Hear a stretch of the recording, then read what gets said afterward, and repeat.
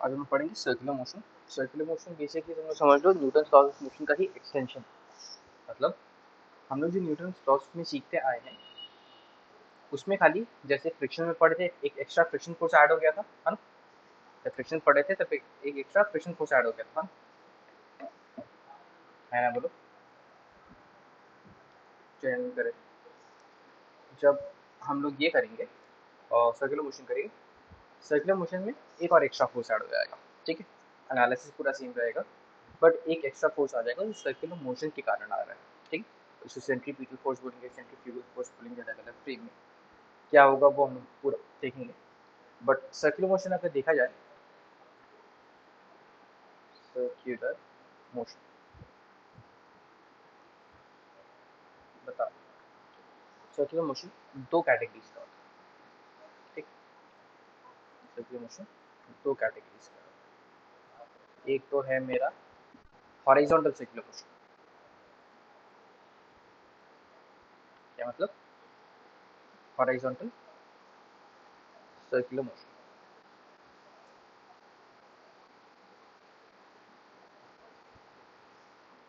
और एक आता है vertical circular motion.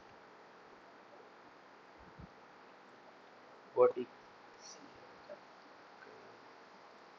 Circular motion, नाम से समझ में आ रहा है दोनों क्या है।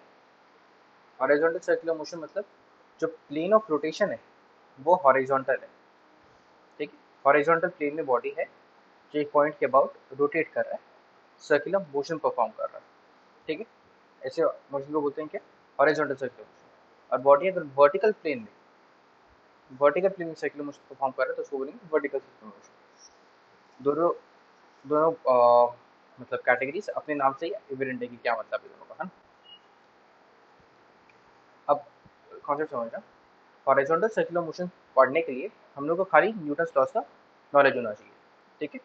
हॉरिजॉन्टल सर्कुलर मोशन तुम्हें समझ सकते हैं कि एक अलग से टॉपिक हो गया, ठीक। हॉरिजॉन्टल सर्कुलर मोशन समझने के लिए हम लोग को खाली न्यूटन लॉस का नॉलेज चाहिए। न्यूटन लॉस अगर आता है, अप्लाई करना आता है, तो हॉरिजॉन्टल सर्कुलर मोशन हो जाएगा। बट वर्टिकल सर्कुलर मोशन समझने के लिए हम लोग को वर्क पर एनर्जी भी चाहिए, ठीक है। वर्टिकल सर्कुलर मोशन समझने के लिए हम लोग क्या चाहिए? वर्क पर एनर्जी का कॉन्सेप्ट भी लगता है। अब वर्क पर एनर्जी तो हम लोग का पढ़ा हुआ है नहीं, है कि नहीं?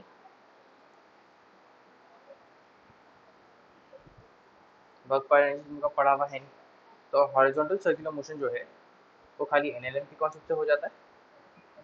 बट इसमें एनएलएम, वर्टिकल सर्कुलर मोशन में एनएलएम और वर्क पावर एनर्जी दोनों चैप्टर्स का नॉलेज लगता है, ठीक है।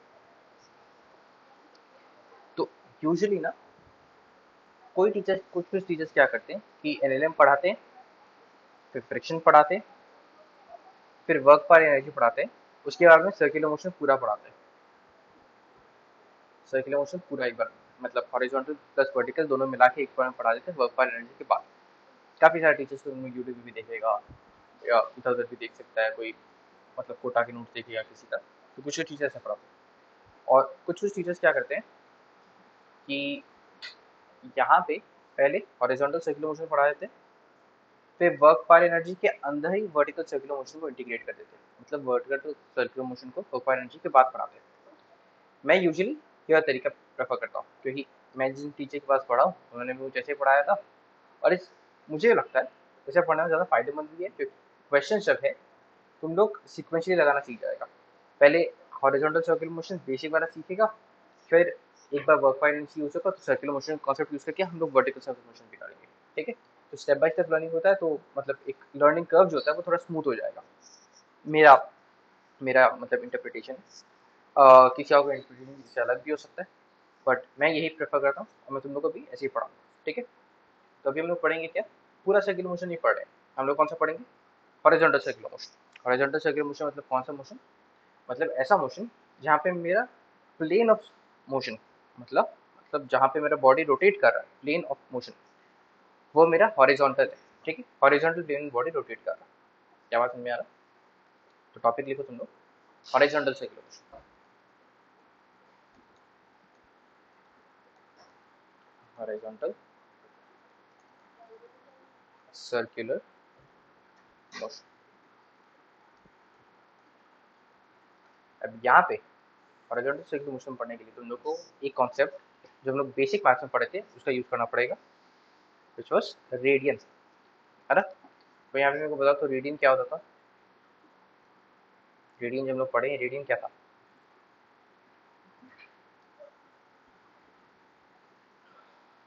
पढ़ा हुआ है ना, इंडिफरेंट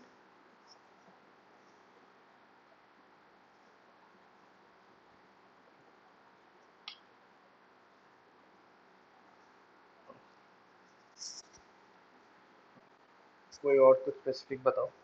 रेडियन था कैसे मेजर कर रहे थे हम लोग एंगल को रेडियन?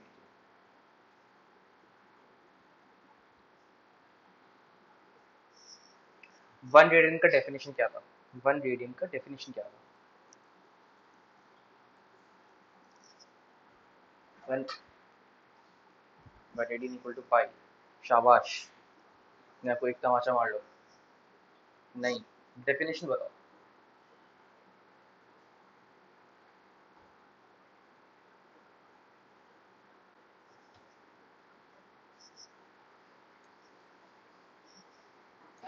एक सर्कल अगर है तो इसका रेडियस जितना है, आर्क लेंथ के अलावा हम लोग को उतना मूव करेंगे, अगर आर्क लेंथ के अलावा अगर रेडियस जितना मूव करेंगे तो जो एंगल कवर होगा वो क्या होता था? वो था वन रेडियन। तो मैं भूल गया ना कॉन्सेप्ट वन रेडियन का।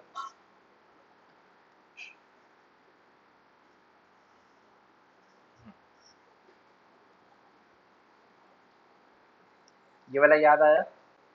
कैसे कैसे हम लोग रीडिंग का पढ़ाई चालू कैसे की थी? पहले मैं एक काम करता हूँ, डेफिनेशन लिखता हूँ, फिर हम लोग देखते हैं ये डेफिनेशन कैसे आया। One radian, it is the angle, is the angle along the arc length, the angle of the of the arc whose arc length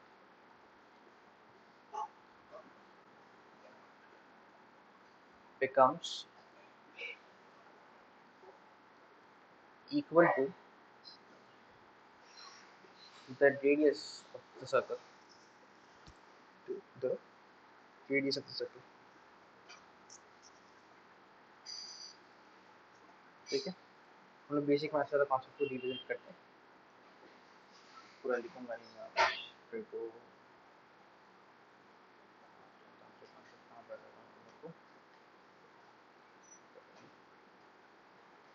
compound angles, compound angles,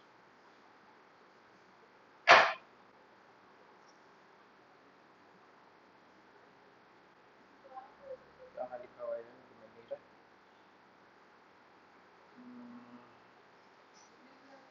check,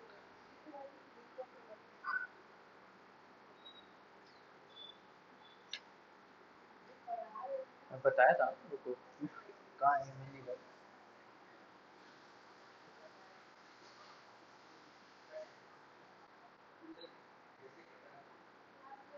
को 100% याद है, मैं बता रहा हूँ। एक मेजरमेंट ऑफ टाइम में लिखा हुआ भी है, यहाँ पे नोट्स कहाँ गायब हो गया?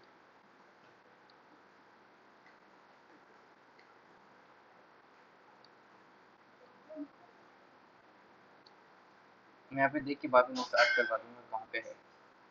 थोड़ा सा रिविजिट कर लो। मान लीजिए मेरे पास एक सर्कल है,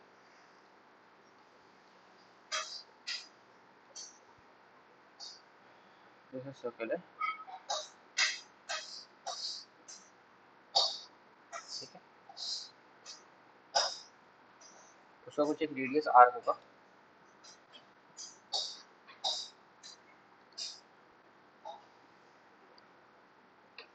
उसका कुछ एक रेडियस होगा आर, ठीक है, या जस्ट कैसे निकाल लेता हूँ।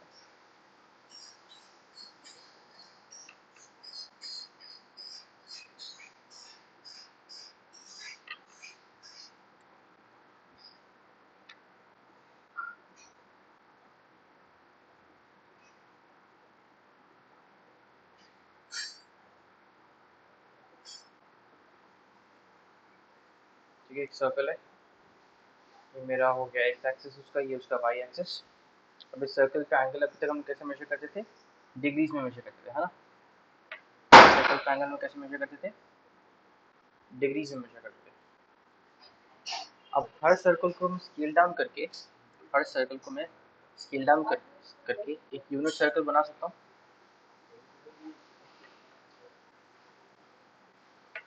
ये भाई मेरा यूनिट सर्कल, ठीक है, इसमें जो मैंने माना ये यूनिट सर्कल हम लोग के कैसे काम करे, ये यूनिट सर्कल में कैसे काम करे, इसका रेडियस जो है वो वही है,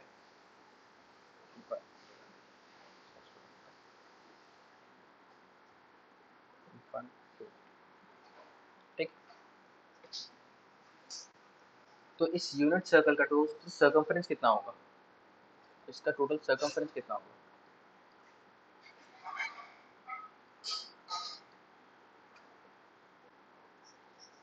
बताओ। 2 पाई × 1 मतलब 2 पाई। तो ऐसे समझ, इस बड़े सर्कल में, इस बड़े सर्कल में एंगल क्या बन रहा है वो मैं इस बात से डिटरमाइन कर सकता हूँ ना, कि इस छोटे सर्कल में मुझे कितना डिस्टेंस चलना पड़ रहा है ना। ये जितना भी एंगल है, लेट्स से ये थीटा एंगल है, थीटा डिग्रीज में है, लेट्स से, ठीक है। ये थीटा, अगर मेरे को एंगल मेरे को क्या देना चाहिए, एक सेंस ऑफ टर्निंग बताना चाहिए कि कितना टर्न करना पड़ रहा है मेरे को।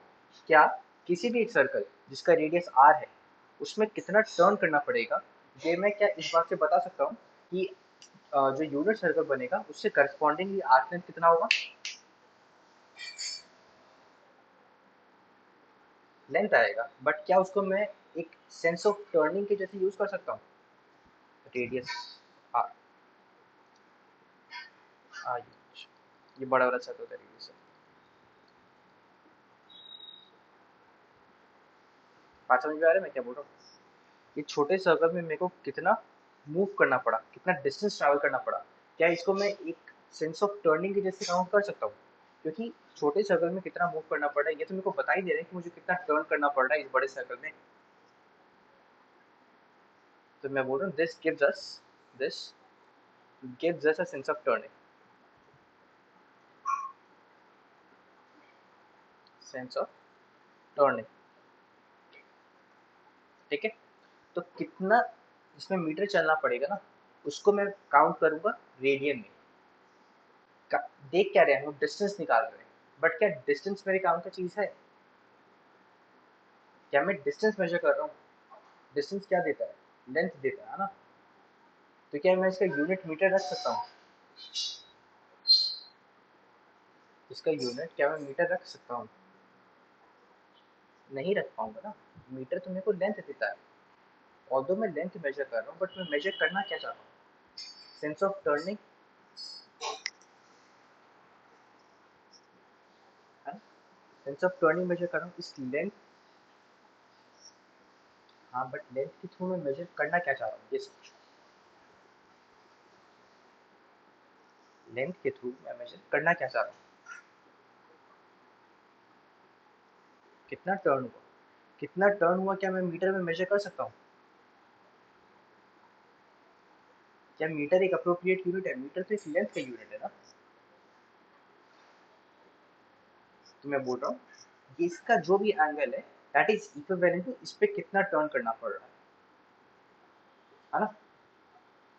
तो इसलिए हम लोग यहाँ पे एक यूनिट का नाम निकाले जिसका नाम है रेडियन।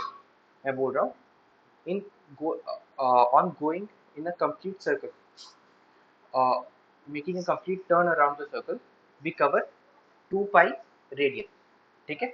स्टेटमेंट क्या बना रहा हूँ मैं यहाँ पे,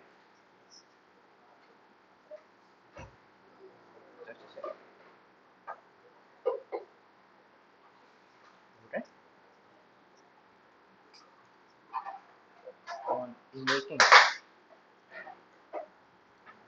a complete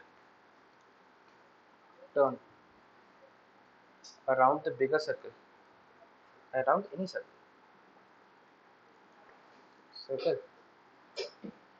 we correspondingly move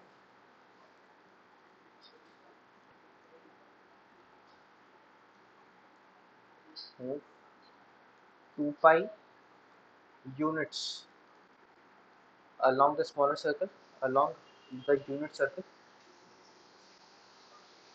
the scaled unit। इसको मैं स्केल डाउन कर रहा हूँ। अगर मान ली मेरा ओरिजिनल सर्कल इतना छोटा होता तो मुझे स्केल अप करना पड़ता यूनिट सर्कल बनाने के लिए, around the scale unit circle,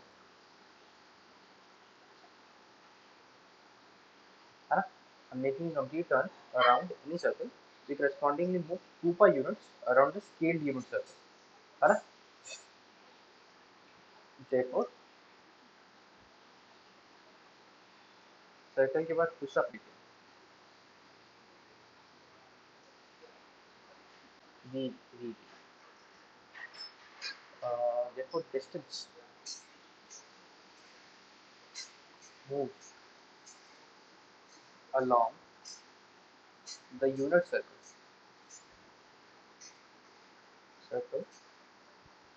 gives us a sense of turning, gives us a sense of turning।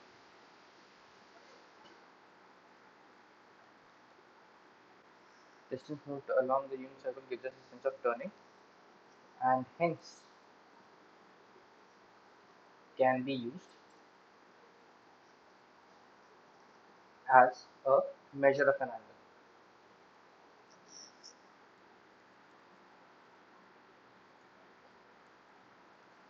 ठीक है,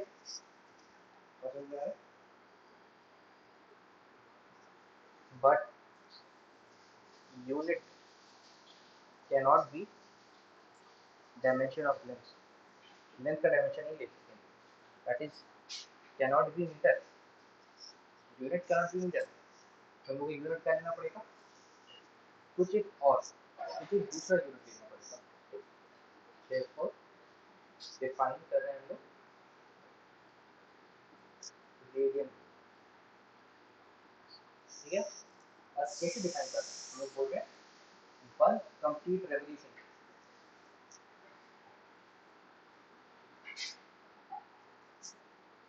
one complete revolution is equal to 2 pi d, ठीक है, ठीक है।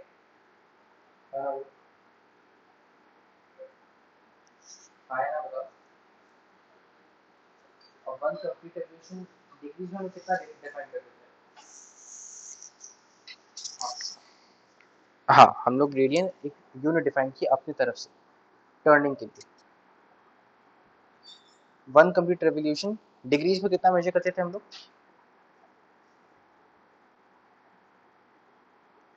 डिग्री में कितना होता था, हाँ 360 डिग्री होता था ना, इतना टाइम क्यों लगा रहे थे। देखो बेसिकली हम लोग कितना हो गया, 360 degree is equal to 2 pi radian, है ना। और यहाँ से हम लोग को क्या मिलता था, pi radian is equal to 180 degree, ठीक है, है ना।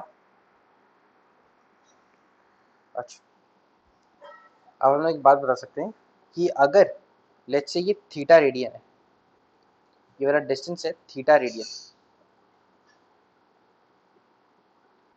थीटा रेडियन तो एंगल है, थीटा रेडियन एंगल होने का क्या मतलब है कि इस यूनिट सर्कल में मैं थीटा डिस्टेंस मूव कर रहा हूँ, है ना।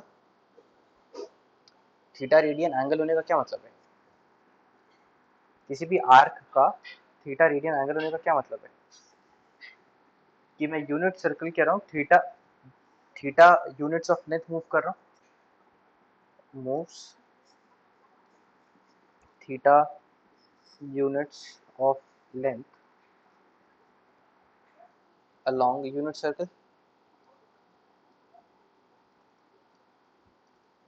हाँ कि ना।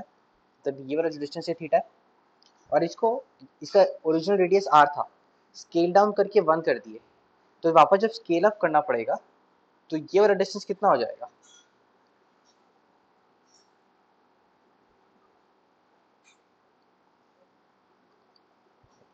देख ये पूरा आर था, इसको छोटा किया और 1 यूनिट बना दिया, है ना। ये आर डिस्टेंस था, इसको छोटा करके कितना बना दिए, 1 यूनिट बना दिए। मतलब कितना टाइम्स छोटा किए, आर टाइम्स छोटा किए। तो फिर यहाँ से जब यहाँ वापस जा रहे थे हम लोग आर टाइम्स बड़ा करना पड़ेगा, है ना। तो अगर ये थीटा है तो ये कितना हो जाएगा, आर थीटा ना, आर इंटू थीटा। बात समझ में आया। अगर ये आर था, इसको 1 यूनिट बना दिए, तो ये थीटा है, ये थीटा इंटू आर हो जाएगा। क्या यहाँ पे थीटा से हम लोग एंगल का बात कर रहे हैं, नहीं, ये थीटा आर थीटा क्या है, आर थीटा क्या है, आर्क लेंथ है, आर्क लेंथ, वेरी गुड। हम लोग क्या बोल सकते हैं, therefore l is equal to are theta. बात समझ में आया। और ये बात हम लोग को मालूम है। यहाँ पे थीटा कौन से यूनिट में है, रेडियन। थीटा क्या था यहाँ पे, ये वाला एंगल डिस्टेंस था ना, तभी तो स्केल अप करके ये वाला डिस्टेंस आर थीटा हुआ। सिमिलरिटी का कॉन्सेप्ट लगाओ ना। ये यहाँ पे distance r theta, r r units of length था यूनिट सर्कल में। यूनिट सर्कल मेरे ओरिजिनल सर्कल से कितना छोटा था, आर टाइम्स छोटा था। तो इसका जो आर्क लेंथ होगा, इस एंगल, इस डिस्टेंस से आर टाइम्स बड़ा होगा। तो ये कितना हो जाएगा, आर टाइम्स थीटा। हाँ कि ना, बात में। तो अल्टीमेटली अभी हम लोग का काम का क्या फॉर्मूला है, arc length l is equal to r, मतलब रेडियस इंटू थीटा, जो हम लोग रेडियन में लिखना है। थीटा को कभी भी डिग्री में नहीं लिखना है, थीटा को हमेशा किस में लिखना है, रेडियन। चलो, मतलब बेसिकली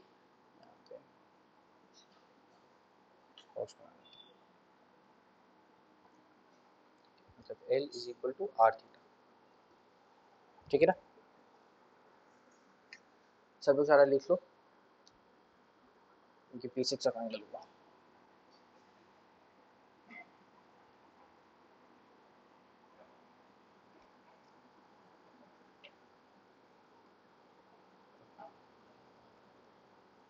हम लोग साइंटिफिक कैलकुलेशंस में हमेशा रेडियंस का यूज करते हैं, फिजिक्स में, मैथ्स में, कहीं भी होता है, हमेशा तुम लोग रेडियन को एज ए यूनिट यूज करेगा, ठीक है। तो अगर कहीं भी थीटा गिवन है, तुम लोग का फर्स्ट अजम्पशन क्या होगा, अगर स्पेसिफाइड नहीं है तो तुम लोग क्या अज्यूम करेगा कि वो किस बारे में बात कर रहा है, डिग्री या रेडियन। मैं बोल रहा हूँ, अगर कहीं भी थीटा गिवन है तो तुम लोग क्या मानेगा कि वो थीटा रेडियन में गिवन है या डिग्री में गिवन है, ठीक है।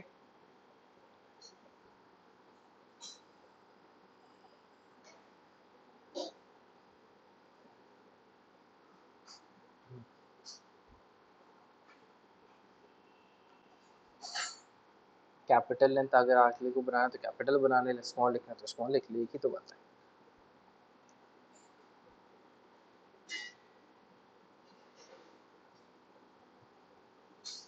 अब लोग आते सर्कुलर,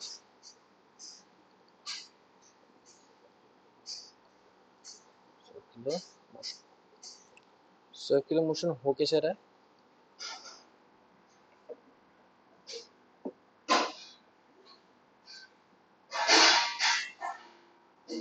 हम्म,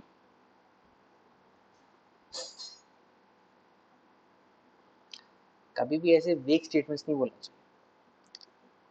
अगर नहीं मारोगे तो मत बोल, उल्टा पुल्टा मत बोल कम से कम। हाँ,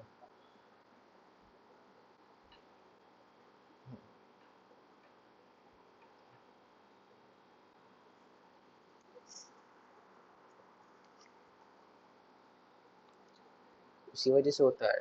बट सेंट्रीपिटल और सेंट्रीफ्यूगल बोल के कुछ नहीं होता है, तो समझेगा, समझा, हाँ बोल।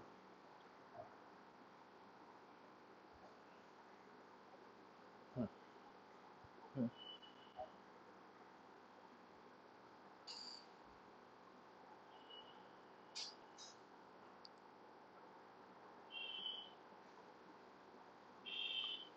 2πr divide by 180 by theta. ये क्या है?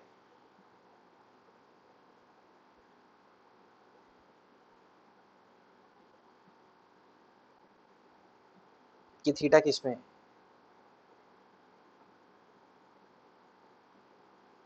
ये थीटा कौन सा यूनिट में मेजर कर रहे हैं? डिग्री में?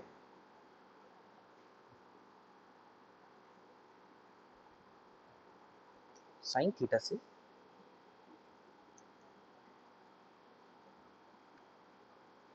हाँ हाँ।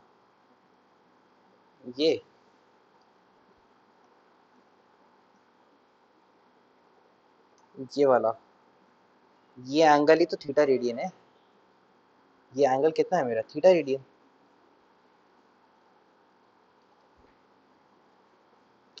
वन यूनिट का बात ही नहीं कर रहा हूँ यहाँ पे मैं थीटा रेडियन का बात कर रहा हूँ। वन यूनिट क्या होगा इसे समझ। L equal to are theta बोले ना हम लोग। तो अगर मान ली थीटा इक्वल टू 1 रेडियन जब होगा, तब एल इक्वल टू आर हो जाएगा। मतलब arc length becomes equal to the radius. जब थीटा इक्वल टू 1 रेडियन होगा तब आर्क लेंथ और रेडियस बराबर होगा। वही मैं लिखा हूँ, देख। It is the angle of the arc whose arc length becomes equal to the radius of the circle. जब आर्क लेंथ मेरा रेडियस के बराबर होगा तब जो एंगल सबटेंड होगा उसको हम लोग क्या बोलेंगे? 1 रेडियन। समझ में आया?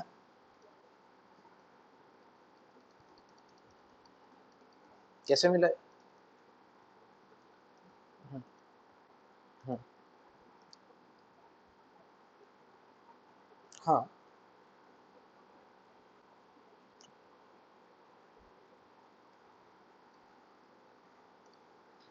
इतना तो मैं समझ जाता ना कि मतलब अगर थीटा 1 होगा तभी तो एल और आर बराबर होगा।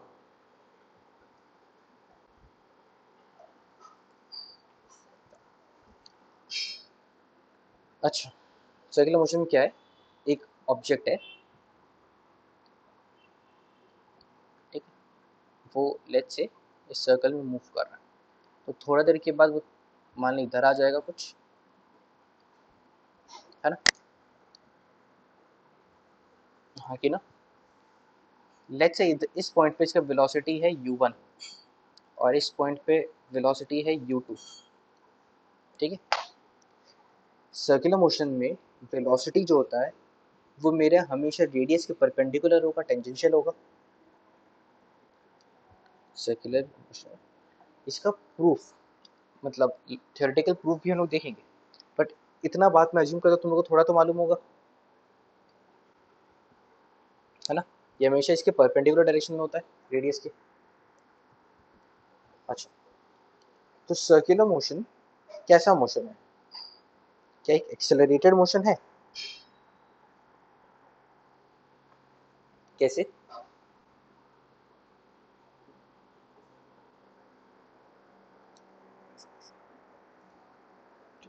गुड। तो हम लोग पहले इसको यहाँ पे सर्कुलर मोशन, यहाँ पे particle goes in a circular orbit, a point mass, a point mass. Usually हम लोग सर्कुलर मोशन में पॉइंट मासेस का ही बात करते हैं, क्योंकि जब एक एक्सटेंडेड मास आता है तब उसका एनालिसिस हम लोग रिजिड बॉडी डायनेमिक्स में करते हैं, जब हम लोग का रोटेशन होता है।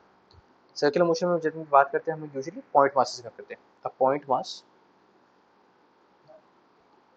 goes around in a circular path, in a circular path about a fixed point, ठीक है, पहला बात। फर्स्ट, नेक्स्ट पॉइंट बोल सकते हैं कि हमेशा पार्टिकल का जो डिस्टेंस है वो एक फिक्स्ड पॉइंट से कांस्टेंट रहेगा, है ना? The distance of the particle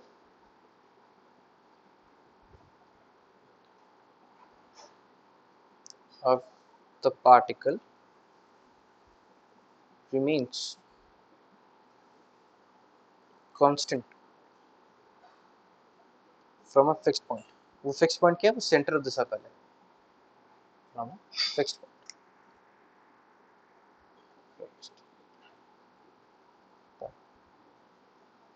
next third हो जाते, देख u1 और u2 तो वेलोसिटी है, वेलोसिटी तो वेक्टर्स होते हैं, है ना, वेलोसिटीज तो वेक्टर्स होते हैं, और वेक्टर्स को इक्वल होने के लिए उनका मैग्नीट्यूड और डायरेक्शन दोनों बराबर होना चाहिए, है ना। मान लेते हैं इवन इफ, मैं मान लेता हूँ even if mod of u1 और मॉड ऑफ u2 इक्वल है, even if mod of u1 and mod of u2 equal है, तो भी क्या ये दोनों वेलोसिटी सेम हो सकते हैं? क्यों? क्योंकि इनका एक ही डायरेक्शन में तो तभी होगा जब ये वाला घूम के वापस एग्जैक्टली इधर ही आएगा। क्या पूरे पूरे प्रोसेस में, पूरे मोशन में क्या इसका डायरेक्शन सेम था हमेशा? तो direction of velocity changes, direction of velocity changes, अगर वेलोसिटी का डायरेक्शन चेंज हो रहा है देखो मतलब वेलोसिटी चेंज हो रहा है, और वेलोसिटी चेंज करने के लिए जब वेलोसिटी चेंज होता है तो पार्टिकल में क्या आता है? एक्सेलरेशन आता है, एक्सेलरेशन।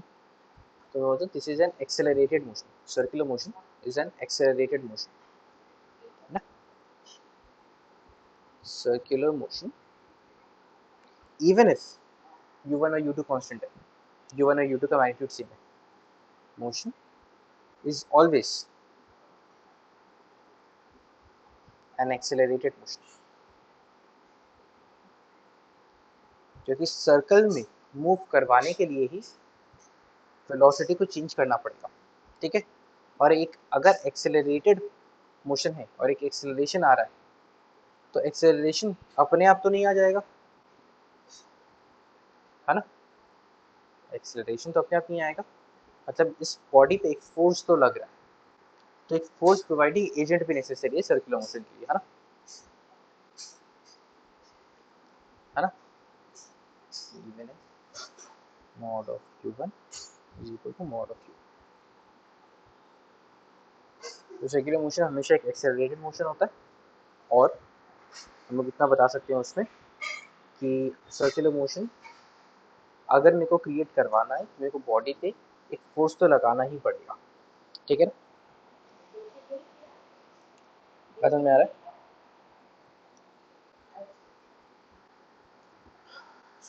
हम लोग आते हैं parameters, parameters of a circular motion. हम लोग यूजुअली इस चैप्टर में जितना कहानी करेंगे हम लोग यूजुअली यूनिफॉर्म सर्कुलर मोशन का बात करेंगे। Uniform circular motion, uniform circular motion उस मोशन को बोलते हैं,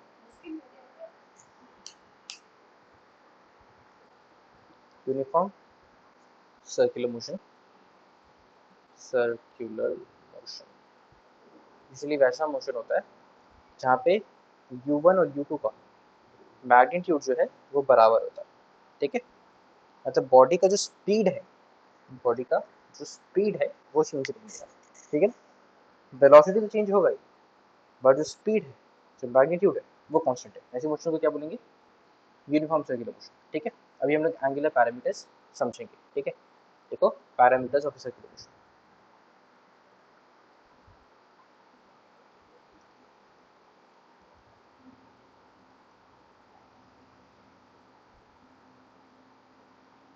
पैरामीटर्स ऑफ सर्कुलर मोशन, ठीक है। पैरामीटर्स का मतलब क्या हुआ कि कैसे इस मोशन को हम लोग मेजर करते हैं, ठीक है। जैसे हम लोग लीनियर मोशन को कैसे मेजर करते थे? डिस्प्लेसमेंट, वेलोसिटी, एक्सेलरेशन, टाइम, ये सब चीज से, है ना। सर्कुलर मोशन में, सर्कुलर कॉन्टेक्स्ट में क्या हम लोग के पैरामीटर्स होंगे वो हम लोग अभी देखेंगे, ठीक है। तो वही हम लोग का एक सर्कल एक बार मैं कॉपी कर लेता हूँ,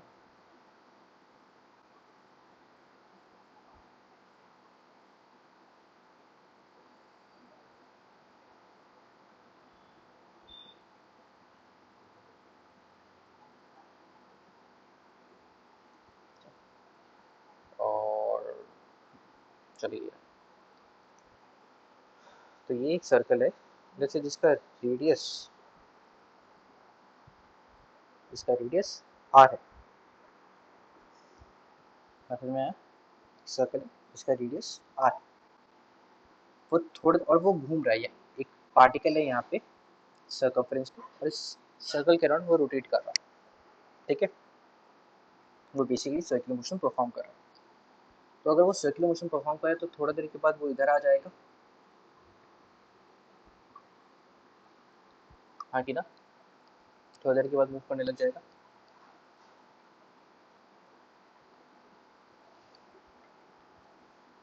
यार होगा, तो वो कुछ ना कुछ एंगल कवर कर देगा, है ना, वो कुछ ना कुछ एंगल थीटा में कवर कर देगा। और यहाँ पे थीटा हम किस में मेजर करेंगे, रेडियन। वेरी गुड, थीटा हम लोग हमेशा मेजर करेंगे रेडियन। ठीक है, इसी थीटा को जितना वो घूम गया है उसको हम लोग क्या बोलेंगे, एंगुलर डिस्प्लेसमेंट। एंगुलर डिस्प्लेसमेंट नाम से ऑब्वियस है कि क्यों इसका नाम ऐसा पड़ा गया, कितना एंगल डिस्प्लेस हुआ है ना। ये जो एंगुलर डिस्प्लेसमेंट है ये मेरा लीनियर डिस्प्लेसमेंट से कैसे रिलेटेड है, ये है मेरा linear displacement L, linear displacement, linear displacement और एंगुलर डिस्प्लेसमेंट में क्या रिलेशन दिख रहा था,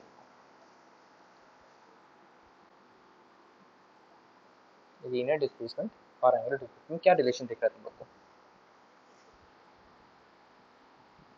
क्या रिलेशन दिख रहा है,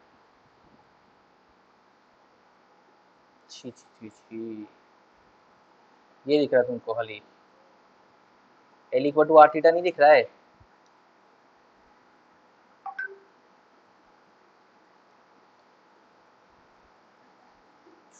क्या बोले यार, कोई बात नहीं। चलो, लीनियर डिस्प्लेसमेंट और एंगुलर डिस्प्लेसमेंट रिलेशन क्या हो जाएगा, l equal to are theta. बात समझ में आया।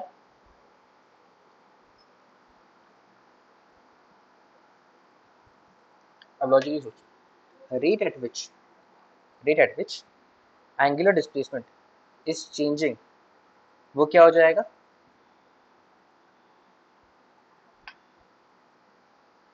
Rate of change of angular displacement क्या हो जाएगा,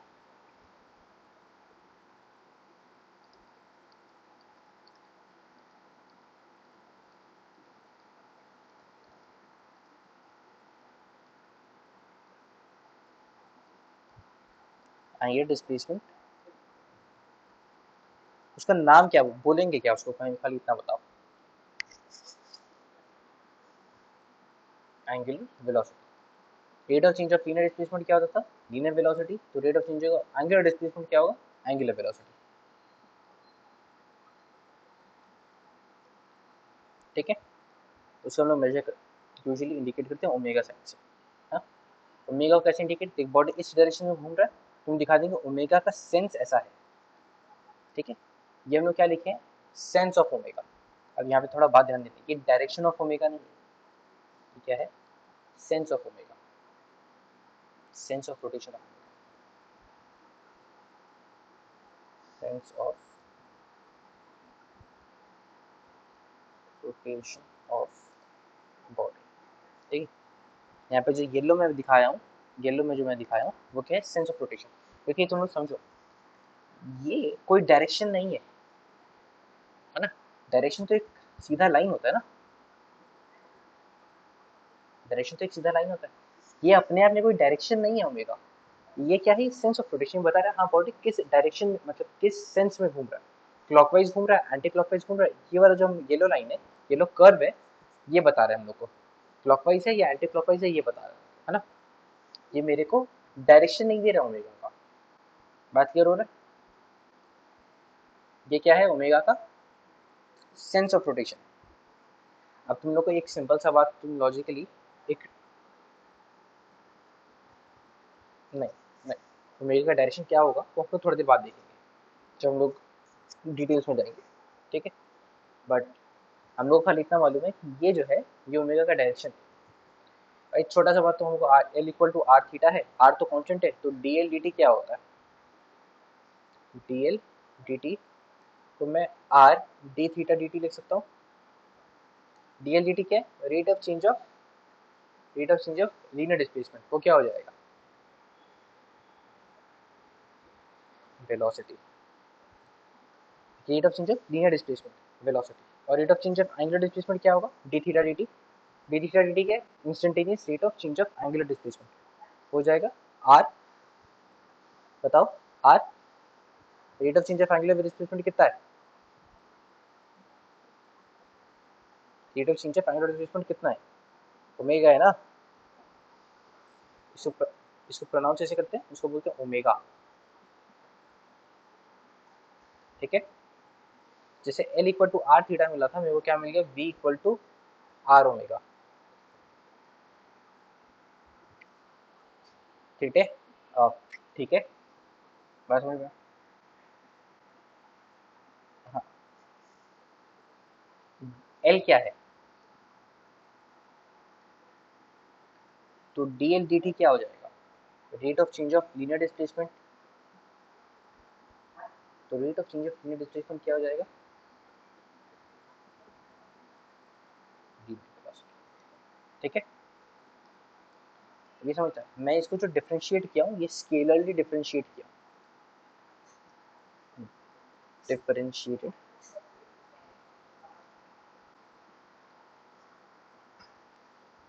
D theta by D T को प्रोनाउंस कैसे करेंगे हम, D theta by D T का rate of change of theta क्या है,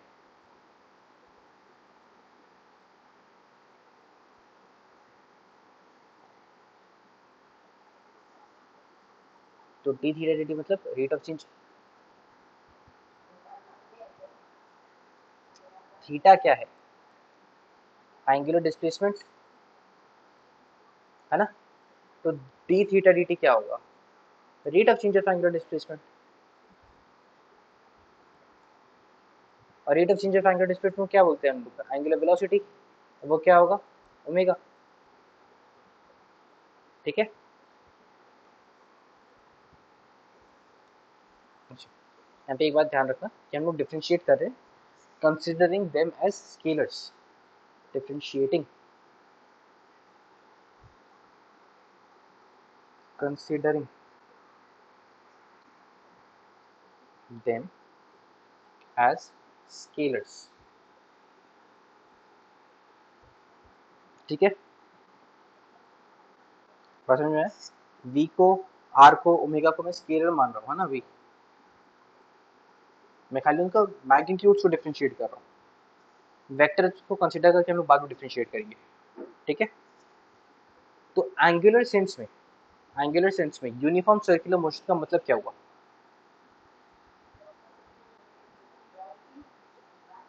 एंगुलर सेंस में यूनिफॉर्म सर्कुलर मोशन का मतलब क्या हुआ, यूनिफॉर्म सर्कुलर मोशन मतलब इक्वल इंटरवल्स ऑफ टाइम में इक्वल एंगुलर डिस्प्लेसमेंट्स होगा, है ना, क्या बोलेंगे, equal angular displacements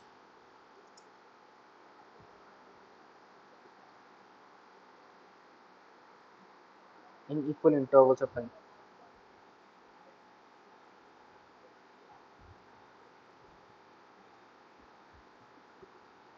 intervals of time, इसका क्या मतलब, delta theta by delta T constant होना चाहिए, delta theta by delta T का क्या मतलब होता है, बताओ, ओमेगा, डेल्टा टी मतलब change in angular displacement by change in time, ये क्या है ओमेगा ना, मतलब ओमेगा मेरा कांस्टेंट होना चाहिए, ठीक है। तो यूनिफॉर्म सर्कुलर मोशन का मतलब क्या है, या तो मैं बोल सकता हूँ कि स्पीड कांस्टेंट रखो, क्या मैं बोल सकता हूँ एंगुलर वेलोसिटी कांस्टेंट रखो, ठीक है। ये तो ऑब्वियस भी है, क्योंकि अगर ये कांस्टेंट रहेगा, ये तो कांस्टेंट है ही, तो इन दोनों का प्रोडक्ट भी कांस्टेंट रहेगा, तो v जो मैग्नीट्यूड है वो भी कांस्टेंट रहेगा, है ना।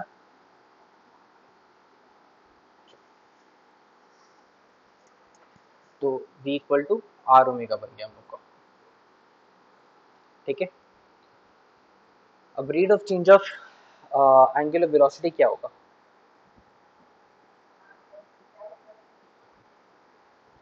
Rate of change of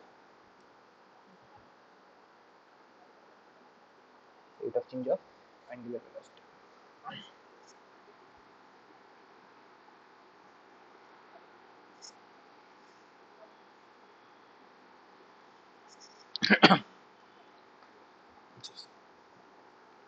rate of change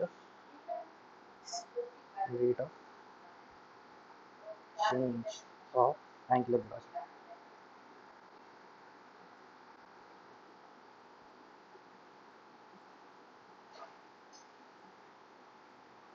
मतलब D omega by D T, और इसको हम लोग बोलते हैं क्या?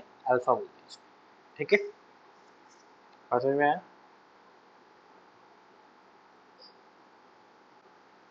तो अल्फा हो गया D omega by D T, तो इसको हम लोग ऐसे भी लिख सकते हैं। अब सिमिलर से वही लॉजिक से v is equal to are omega, फिर डिफ्रेंशिएट करेंगे तो d v d t is equal to r d omega d T. D v d T क्या है? एक्सेलरेशन। हाँ, एक्सेलरेशन, और इसको हम लोग टेंजेंशियल एक्सेलरेशन बोलते हैं। एक बार टेंजेंशियल क्यों बोलते हैं थोड़ी देर बाद में देखेंगे। ठीक है, tangential acceleration is equal to are alpha. ठीक है,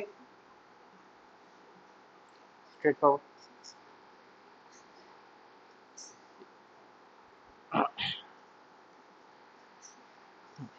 तो अल्फा हो गया डी ओमेगा डी टी, और जैसे हम लोग उसमें किए थे, क्या बोलते हैं, सर्कुलर नॉर्मल लीनियर मोशन में A is equal to D V by D T लिख सकते थे, और V D V by D X लिख सकते थे। यहाँ पे भी लिख सकते हैं, यहाँ पे भी लिख सकते हैं D theta by D T into D omega by D theta, मतलब omega D omega by D theta. ठीक है, मतलब बेसिकली जो लीनियर मोशन में हम लोग का इक्वेशन आ रहा था, सबका एक एनालॉगस रिलेशन है सर्कुलर मोशन में। ठीक है, तो क्या क्या रिलेशन हम लोग देखिए अभी तक, हम लोग देखे theta is equal to angular displacement,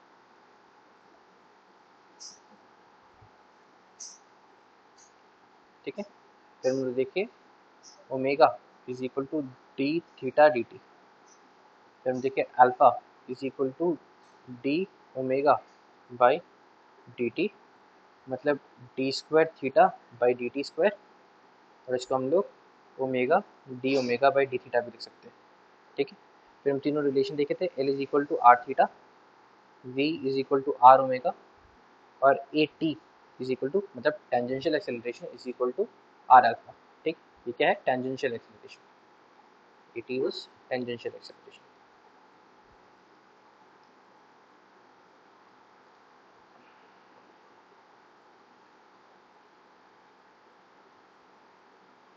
ठीक है, बात समझ में आया?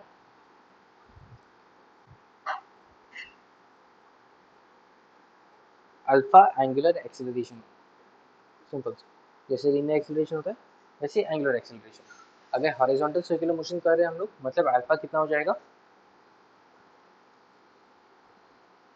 अगर हॉरिजॉन्टल सर्कुलर मोशन में, या नो कोई भी सर्कुलर मोशन में फॉर दैट मैटर, कोई भी सर्कुलर मोशन में अगर हम लोग यूनिफॉर्म कर रहे हैं, यूनिफॉर्मली मूव कर रहे हैं, यूनिफॉर्म सर्कुलर मोशन, इसका क्या मतलब होता है? ओमेगा कांस्टेंट, मतलब alpha is equal to zero. ठीक है,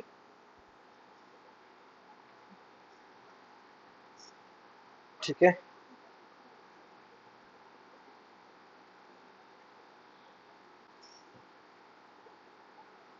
अब हम लोग इसका डायरेक्शन कि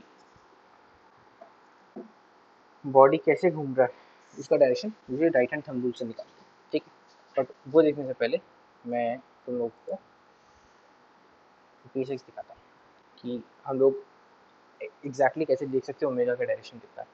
ठीक है, लिखो angular velocity vector.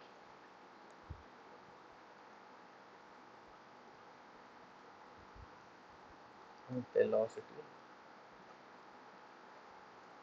Vector, angular velocity vector कितना होता है। तो आगे मैं सर्कल कॉपी करता हूँ।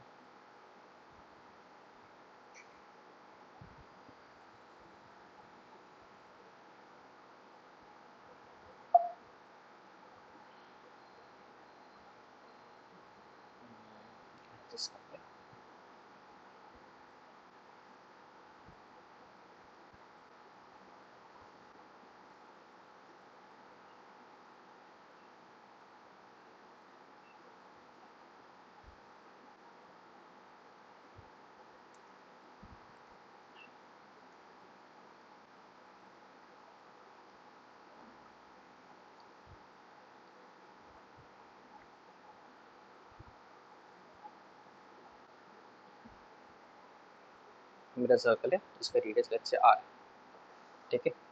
ये सर्कल है जिसका मेरा रेडियस है आर। यहाँ पे मेरा बॉडी है जो एक थीटा एंगल बना रहा है ना। सर्कल है जिसका रेडियस है लेट्स से आर, ये थीटा एंगल यहाँ पे बना रहा है, ठीक है। थीटा हम लोग इसमें मेजर करेंगे,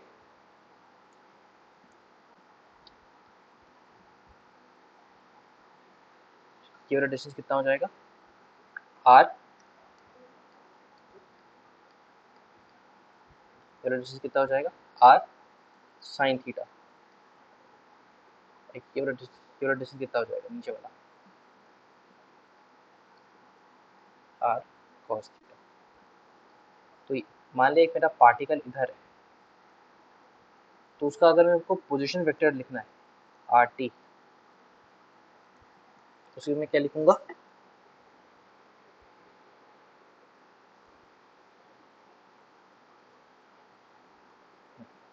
वेरी गुड।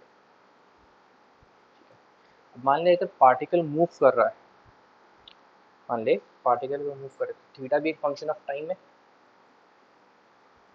ना। तो मैं थीटा को as a function of time लिख देता हूँ, cos theta t i cap plus r sine theta t j cap, ठीक। पार्टिकल घूमेगा तो थीटा चेंज होगा ही टाइम के रिस्पेक्ट में, है ना।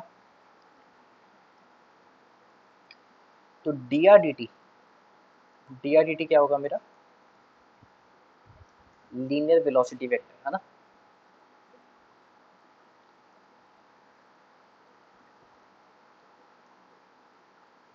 डिफरेंशिएट करो, वी निकालो,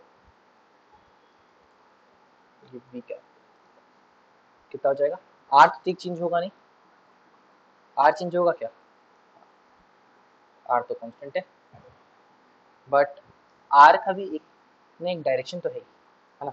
मतलब आर भी यहाँ से ये वाला जो वेक्टर ये आर है ना, ये वाला जो वेक्टर है वो है मेरा आर, बट टाइम के संग ये वाला वेक्टर एट प्रेजेंट तो चेंज नहीं हो रहा है ना। थीटा चेंज हो रहा है, थीटा के कारण आर पे इफेक्ट पड़ रहा है, बट आर डायरेक्टली चेंज नहीं हो रहा है, ठीक है। तो मैं आर को बाहर निकाल सकता हूँ, क्योंकि देख आर यहाँ पे जब मैं इसको आई कैप जे कैप के रिस्पेक्ट में लिख चुका हूँ, जब मैं इसको आई कैप जे कैप के रिस्पेक्ट में लिख चुका हूँ, तब आर को मैं ऐसे मैग्नीट्यूड की बात कर रहा हूँ, है ना। यहाँ पे जो आर यूज किया हुआ है ये खाली मैग्नीट्यूड का बात कर रहा है, बट ये वाला जो आर है ये मेरा वेक्टर है, ठीक है।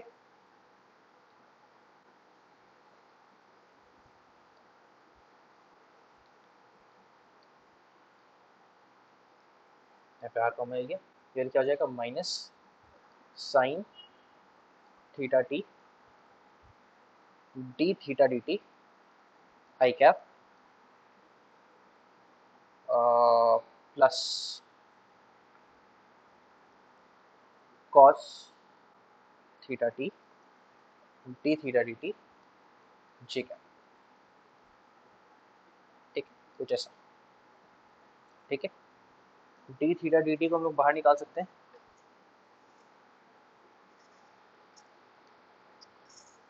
डी थीटा डी टी को हम लोग बाहर निकाल सकते हैं, तो are D theta D T, D theta D T को हम लोग क्या बोलेंगे,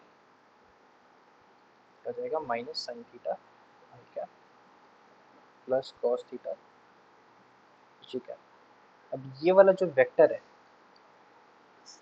माइनस साइन थीटा आई कैप और कॉस थीटा जी कैप, ये वेक्टर किस डायरेक्शन में पॉइंट कर रहा है ये बताओ मेरे को।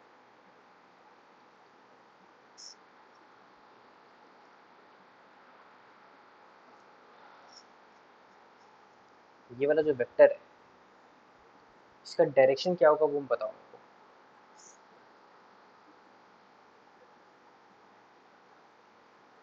इसमें कैसे लिख सकते हैं? सो कॉस 90 प्लस थीटा लिख सकते हैं और इसको भी साइन 90 प्लस थीटा लिख सकते हैं, है ना।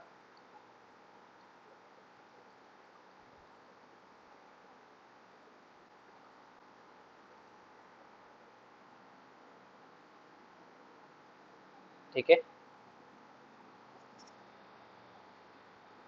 हाँ है ना।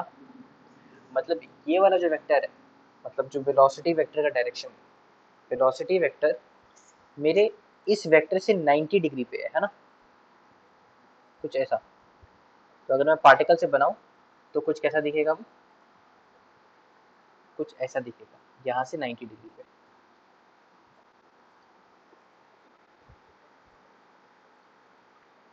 आगे ना ये वाला एंगल बनाओ,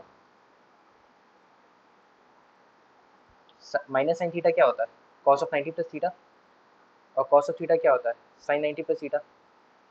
अब लेट्स से मेरा कोई भी एंगल होता है, यूनिट सर्कल वाला जो कॉन्सेप्ट मैं तुम लोग को समझाया था ट्रिग्नोमेट्री में, उसके अकॉर्डिंग क्या होता है, अगर लेट्स से किसी एंगल अल्फा पे वो सिचुएटेड है तो हम लोग इस डिस्टेंस को क्या लिख सकते हैं, साइन अल्फा, और इसको क्या लिख सकते हैं, कॉस ऑफ अल्फा। तो मतलब कोई भी पॉइंट को मैं cos alpha i cap plus sign I alpha J cap लिख सकता हूँ। तो इसको मैं कॉस और साइन में कन्वर्ट कर लिया, आई कैप के संग कॉस वाला कंपोनेंट, जे कैप के संग साइन वाला कंपोनेंट। तो अंदर का जो एंगल है वो बेसिकली मेरे को अल्फा दे रहा है, और अल्फा क्या है, मेरा पॉजिटिव डायरेक्शन एक्स एक्सिस से इस पर्टिकुलर लाइन का एंगल। बात समझ में आया ना। ये वाला जो एंगल है ये अल्फा है ना। यूनिट सर्कल वाला कॉन्सेप्ट याद करो जो ट्रिग्नोमेट्री में पढ़ाया था। ठीक है, क्या बात समझ में आ रहा है।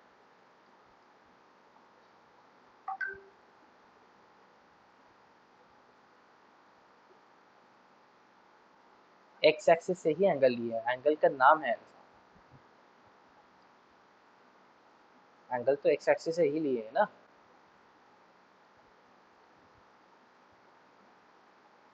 दिक्कत हो रहा है, दिक्कत हो रहा है तो बोल, फिर से एक्सप्लेन कर देता हूँ।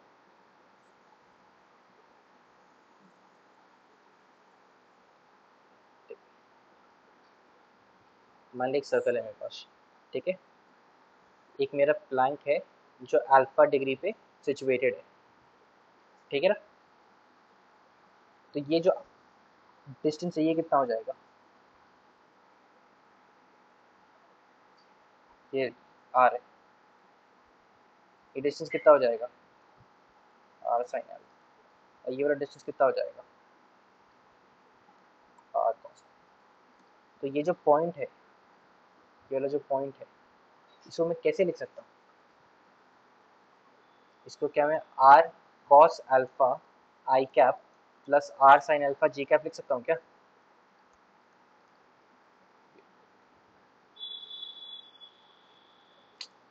कॉस अल्फा तो अपने आप नेगेटिव आ ही जाएगा ना, तेरे को अपने आप से माइनस क्यों लगाना पड़ेगा, 90 से बड़ा है कॉस अल्फा तो अपने आप नेगेटिव आ जाएगा।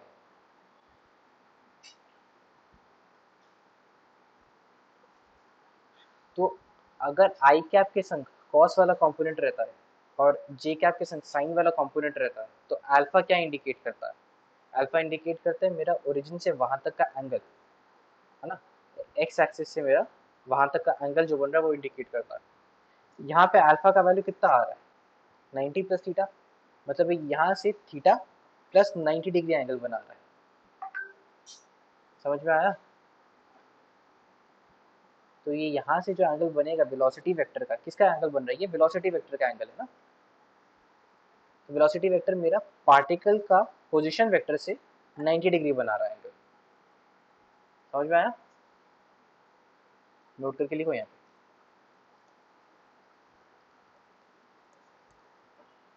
Velocity vector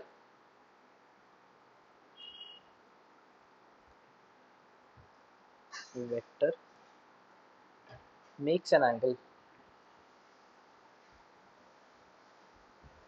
of 90 degree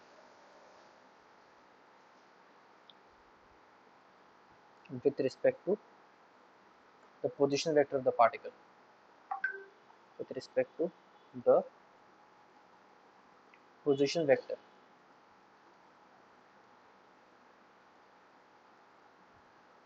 of the particle।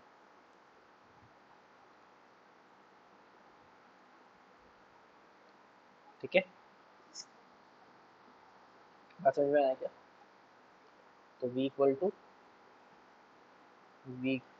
Equal to are omega into ये वाला एंगल जो भी है हम लोग का cos 90 प्लस थीटा आई cap plus sine 90 plus theta J cap. ठीक है, अब ये वाला फॉर्म मेरे बहुत ज़्यादा काम मेरे को समझ में तो आ गया मैं क्या रिप्रेजेंट कर रहा है। अब मैं ये वाला एंगल लिखूंगा जो आया था एक बार, वही लिखते हैं हम लोग, माइनस साइन थीटा आई cap plus cos theta j cap. ठीक है ना? ये क्या है? ये किसका एंगल है? ये बी का एंगल है ना?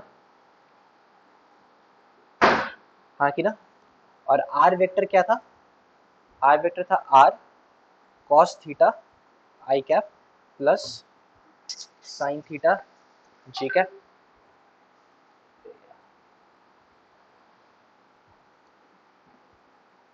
ठीक है, ये पोजीशन वेक्टर है, ये क्या है? वेलोसिटी वेक्टर है ना? तो v vector is equal to r vector. ठीक है, ओमेगा जो है, ओमेगा को भी एक वेक्टर होना पड़ेगा, ओमेगा भी एक वेक्टर है, क्योंकि v और r तो सेम डायरेक्शन में नहीं है, तो ओमेगा को स्केलर होने से तो नहीं चलेगा, है ना? Can not be scalar. अगर ये स्केलर होता तो v का जो डायरेक्शन था वही r का डायरेक्शन होना चाहिए था। क्या दोनों का डायरेक्शन सेम है? नहीं। तो ओमेगा भी क्या है? Vector quantity.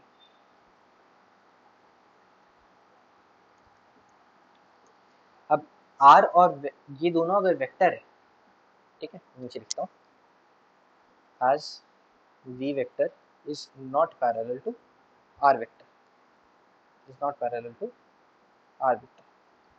नेक्स्ट, अगर v वेक्टर दोनों वेक्टर है तो दोनों वेक्टर, दो वेक्टर किस तरीके से मल्टीप्लाई हो सकते हैं? डॉट प्रोडक्ट हो सकता है, या तो वो क्रॉस प्रोडक्ट होता है। डॉट प्रोडक्ट करने से मेरे को क्या मिलता है? दो वेक्टर्स का डॉट प्रोडक्ट करने से क्या मिलता है? स्केलर मिलेगा। क्या v मेरा एक स्केलर क्वांटिटी है? तो ये वाला तो नहीं हो सकता, है ना? मतलब v equal to r cross omega होगा। बात समझ में आया? क्या बात समझ में आया? v equal to r cross omega होगा। तो इस रिलेशन का यूज करके हम लोग ओमेगा का डायरेक्शन निकाल सकते हैं, है ना? इस रिलेशन का यूज करके हम लोग ओमेगा का डायरेक्शन निकाल सकते हैं। v का डायरेक्शन क्या है? Minus cos theta minus sine theta आई cap minus minus sine theta आई cap plus cos theta J cap. ठीक है, आर का डायरेक्शन क्या है? ऑपोजिट तो नहीं है, इसके 90 डिग्री एंगल बना है, cos theta plus sine theta J cap, है ना? हाँ कि ना? अच्छा, अब मेरे को एक बात मालूम है, कि दो वेक्टर्स का क्रॉस प्रोडक्ट उसके परपेंडिकुलर होता है। हाँ, दो वेक्टर्स का क्रॉस प्रोडक्ट उन दोनों के प्लेन के परपेंडिकुलर होता है।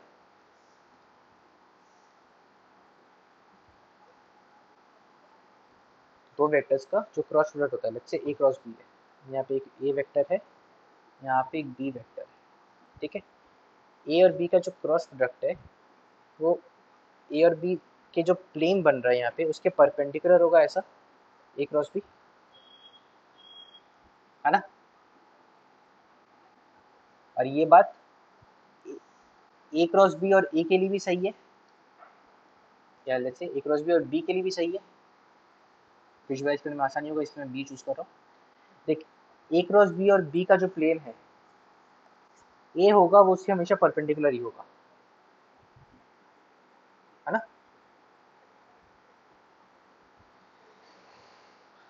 तो वी और आर इस प्लेन में तो जो ओमेगा होगा तो या तो आउट ऑफ द प्लेन होना चाहिए या इनटू द प्लेन होना चाहिए, है कि ना। वी और आर का ये प्लेन है, ये मेरा स्क्रीन है, तो जो ओमेगा आना चाहिए वो इसके परपेंडिकुलर होना चाहिए, या तो आउट ऑफ द स्क्रीन होना चाहिए, इनटू द स्क्रीन होना चाहिए, है ना। लेट्स से पार्टिकल मेरा कुछ इस प्लेन में कर रहा है,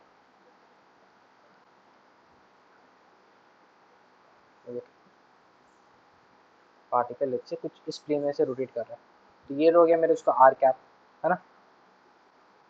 ये हो गया वी का डायरेक्शन, तो आर और वी का डायरेक्शन तो ये प्लेन हो गया ना, आर और वी कंटेनिंग प्लेन।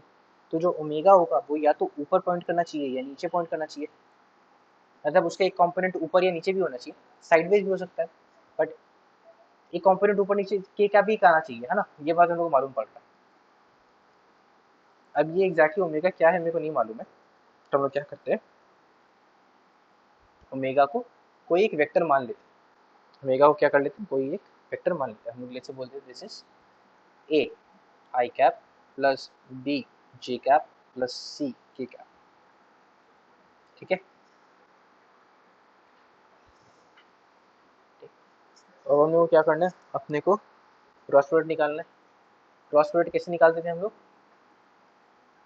मैट्रिक्स बना के, आई कैप जे कैप के कैप, है ना। ऊपर वाला है ये क्रॉस प्रोडक्ट है, ऊपर वाला आएगा cos theta sine theta zero, theta बन गया वो जीरो, है ना। नीचे वाला क्या आएगा, a b c, and what is this equal to, what is this equal to, this is equal to minus, अरे रुक जा, वो तो इवेल्युएट करके आएगा, मैं बोल रहा हूँ कि इक्वल किसके, वो इस वेक्टर के इक्वल है ना। तो साइन थीटा आई cap plus cos theta j cap, ठीक है। आई कैप का कंपोनेंट निकालो, तो देखो यहाँ पे आई कैप क्या बनेगा, C sine theta, C sine theta minus zero, है ना। C sine theta minus zero, minus J cap का क्या कंपोनेंट बनेगा, C cos theta minus zero, और के कैप का क्या कंपोनेंट बनेगा, C cos theta, sorry B cos theta minus ए sine theta, B cos theta minus ए sine theta, ठीक है। This is equal to minus sine theta I cap plus cos theta J cap, ठीक है। आई cap वाला component compare करके मेरे को पता चल रहा है कि सी इक्वल टू -1, है ना।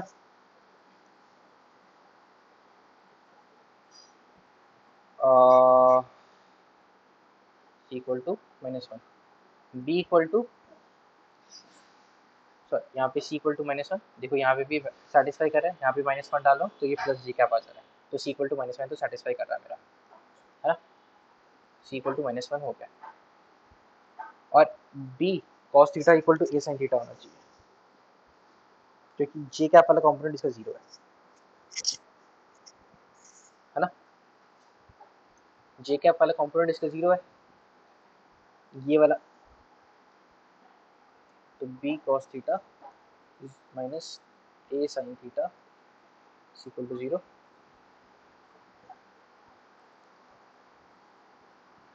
मेकिंग अ मिस्टेक,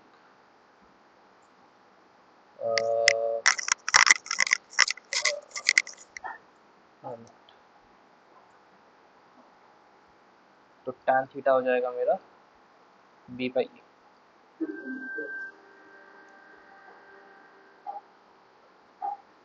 तो tan थीटा हो जाएगा बी बाई ए, तो साइन थीटा कितना हो जाएगा यहाँ पे,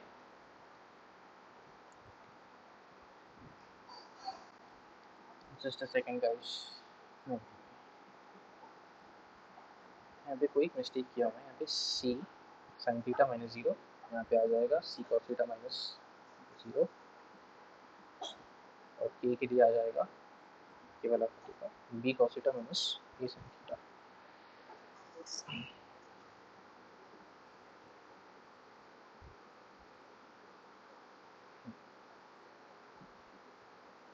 ठीक है, चलो यही ठीक, B cos theta equal to A sine theta, तो मेरा B cos theta equal to A sine theta होना चाहिए,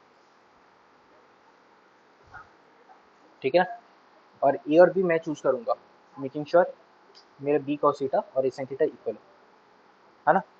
अब ओमेगा का जो मैग्नीट्यूड है, ओमेगा का जो मैग्नीट्यूड है वो तो मेरे को मालूम है डी थीटा डी टी, है ना, उसको मैं वी बाई आर भी लिख सकता हूँ मैग्नीट्यूड वाइज, हाँ कि ना, omega D theta by D T है, उसको वी बाई आर भी लिख सकता हूँ मैं, है ना। मेरे को ओमेगा का क्या चाहिए था, खाली डायरेक्शन चाहिए था, ओमेगा से क्या जरूरत था मेरे को, डायरेक्शन जरूरत था, मेरे को सी इक्वल टू -1 मिल चुका है, ए और बी मेरे को मेक श्योर, ए और बी मेरे को ऐसे चूज करना है, मेकिंग श्योर कि ये वाला जो इक्वेशन है वो सेटिस्फाई हो जाए, है ना, ए और बी मेरे को कुछ ऐसा चूज करना है, मेकिंग श्योर कि ये वाला डायरेक्शन सेटिस्फाई हो जाए, है ना, बात समझ में आ रहा है मैं क्या क्या चाह रहा हूँ, ए और बी मेरे को कुछ ऐसे चूज करना है, मेकिंग श्योर कि ये वाला जो रिलेशन है वो सेटिस्फाई हो जाए। यहाँ पे वेरिएबल कितने हैं,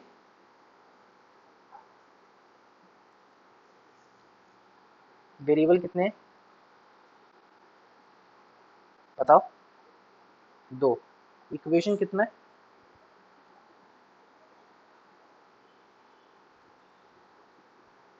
एक, क्या ये सॉल्व कर सकते हैं हम लोग, है ना, क्या एक इक्वेशन से दो वेरिएबल का एग्जैक्ट वैल्यूज निकल सकता है,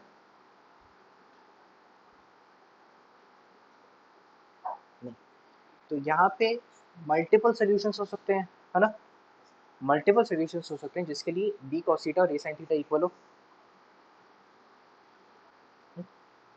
उसमें से मेरे को कुछ चूज करना पड़ेगा। अब मेरे को ओमेगा का एक डायरेक्शन असाइन करना था, तो यहाँ पे मैं चूज करूंगा out of the multiple solutions, मेरे को एक डायरेक्शन चूज करना है, वो डायरेक्शन में क्या चूज करूंगा, ए और बी को सिंपल 0 डाल दूंगा, ठीक है, क्या ए और बी को 0 डालने से ये वाला इक्वेशन सेटिस्फाई हो रहा है, क्या, और ए और बी के तो मल्टीपल सॉल्यूशन हो सकते हैं, मेरे को उनमें से कोई एक चूज करना था, मैं ए और बी को 0 चूज कर लिया, है ना, क्या सिग्निफिकेंस हुआ, देख भाई जो यहाँ पे बता रहा था, मेरे को मेक श्योर करना था कि आर और जो वी है उनके प्लेन में ना हो, उसके परपेंडिकुलर हो, है ना, अब वो या तो मैं एग्जैक्टली परपेंडिकुलर ले सकता हूँ या इसका एक कंपोनेंट ले सकता हूँ, है ना, इसे कंपोनेंट ले सकता हूँ, मेरे लिए सिंपल क्या होगा, मैं एग्जैक्ट परपेंडिकुलर वाला लेके काम खत्म करूँ, है ना, ठीक है, तो यहाँ पे इसका आंसर क्या आया इस इक्वेशन का, A equal to 0, B equal to 0 और सी इक्वल टू -1, इसको नीचे लिखते हैं, तो ओमेगा का डायरेक्शन कितना हुआ, ओमेगा का डायरेक्शन हुआ 0 है कैप, तो 0 थी कैप, माइनस के कैप इसका डायरेक्शन का। हाँ, और डी थीटा डी टी लगाया जो उसका वैल्यू आया डी थीटा डी के कारण, और यहाँ पे माइनस के कैप।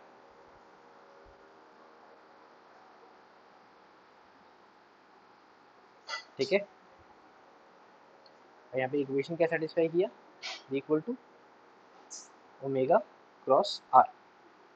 ठीक है, आर क्रॉस ओमेगा, हम लोग आर क्रॉस ओमेगा लिए थे इसलिए ये वाला आया, यहाँ पे माइनस क्या आया।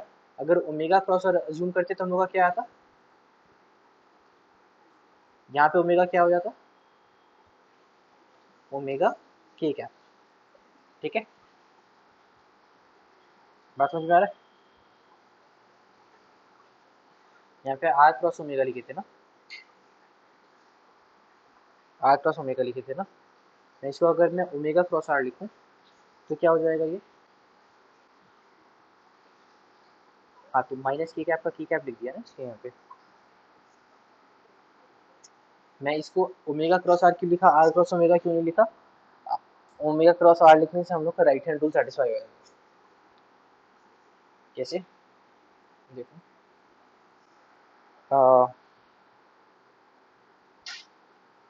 यहाँ पे इसका डायरेक्शन क्या, इसका डायरेक्शन है के कैप।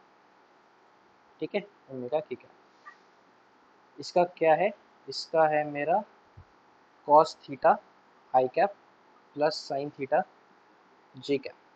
ठीक है, मल्टीप्लाई कर, के क्रॉस आई क्या था, यहाँ पे आर आएगा, यहाँ पे आर तो ओमेगा आर बाहर आ गया जो मेरा मैग्नीट्यूड था, यहाँ पे आ जाएगा के क्रॉस कॉस थीटा आई cap plus sine theta j cap, है ना। के क्रॉस आई क्या होता है, के क्रॉस आई क्या होता है, जे, तो j cos theta j cap, और के क्रॉस जे क्या होता है, minus i, minus i sine theta, omega r v, इसे वी निकाल रहे हैं हम लोग, v is equal to omega r minus sine theta I cap plus cos theta j cap. यही चाह रहा था मैं, ये मेरा वी का वैल्यू आए, है ना, माइनस साइन थीटा आई कैप और कॉस थीटा जे कैप, समझ में आया। इसलिए ओमेगा का डायरेक्शन क्या ले लिया हम लोग, मॉड ऑफ ओमेगा के कैप। ठीक है,